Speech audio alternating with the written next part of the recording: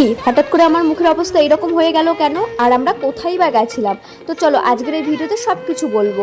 তো ভিডিওটি ছিল গতকালকের, আর কাল ছিল শ্রাবণ মাসের তৃতীয় সোমবার। আমরা সবাই মিলে এক জায়গায় যাবো জন্য সকাল সকাল স্নান করে বাড়ির বাবাকে জল ঢেলে নিয়েছিলাম।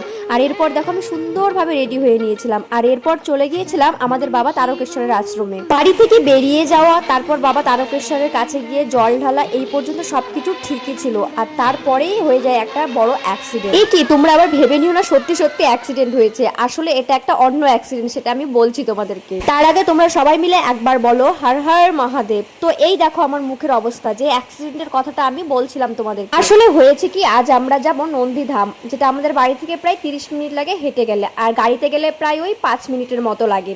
তো সেখানে যাব, সেই কারণে আমি খুব সুন্দর করে একটা মেকআপ করেছিলাম। আর যে মেকআপ, কাল এত গরম ছিল যার কারণে আমার মেকআপ গলে গলে ধুয়ে ধুয়ে পড়ে গেছে।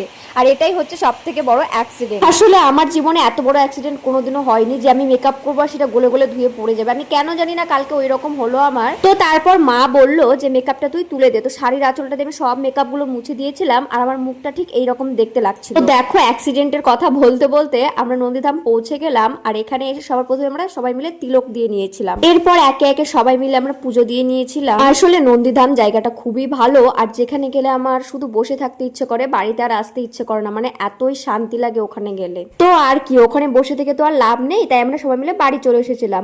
আর বাড়ি এসে আমি যেহেতু উপোস করব, তাই এখানে কাকরোল ভাজা করেছিলাম আর একটু শ্যামা করেছিলাম। তো তোমরা কে কে শ্রাবণ মাসের সোমবারগুলোতে উপোস করো আর উপোস করে শ্যামা খাও, আমাকে অবশ্যই কমেন্ট করে জানাবে। তো আজকের ভিডিওটি এই পর্যন্তই ছিল। সবাই ভালো থাকবে, সুস্থ থাকবে। হর হর মহাদেব।